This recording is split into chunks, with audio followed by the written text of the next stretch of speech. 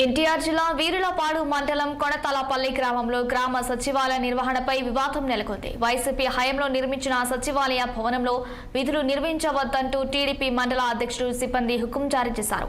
సచివాలయ సిబ్బందిని బయటకు పంపించి కార్యాలయానికి తాళం వేశారు. దీంతో గ్రామంలో కొంతసేపు ఉద్రిక్తత పరిస్థితులు ఏర్పడ్డాయి. 45 లక్షలతో నిర్మించిన ఈ భవనం నుంచి ప్రజలకు అందుతున్న సేవలను నిలిపివేసేలా చర్యలు తీసుకోవడం సరికాదని స్థానికులు అభిప్రాయపడుతున్నారు. 43 లక్షల రూపాయలు సచివాలయ భవనం కట్టా వైసీపీ ప్రభుత్వంలో కట్టిన వైసీపీ ప్రభుత్వంలో కట్టింది మనం ఎందుకు ఉండాలని పట్టుదలకి కొండగంట శ్రీనివాసరావు మండల పార్టీ ప్రెసిడెంటు ఈడ దారి అడ్డం ఉంది, అది ఉంది, ఇది ఉందని వంకలు చెబుతుండు. ఏ అడ్డు లేదు, ఏమీ లేదు. ఇక్కడ అబ్జెక్షన్ పెట్టేవాళ్ళు లేడు. ఒక దాత ఇచ్చిండు దారి, అబ్జెక్షన్ లేదు.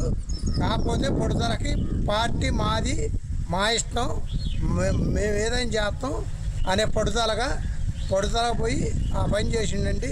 4 ట్రాక్టర్లు ఒక 50 మంది జనాన్ని తీసుకొచ్చి దౌర్జన్యం చేసి ఇవన్నీ యాసపోయిండు కాబట్టి మాకు ఈ గ్రామం నడిబొడ్డున ఉంది సచివాలయం.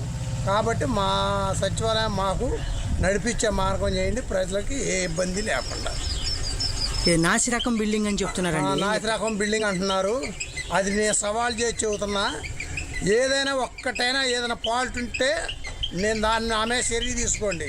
నాసిరకం బిల్డింగ్ కాదు, ఏం కాదు, నెంబర్ 1 ఉంది. దారి ఇబ్బంది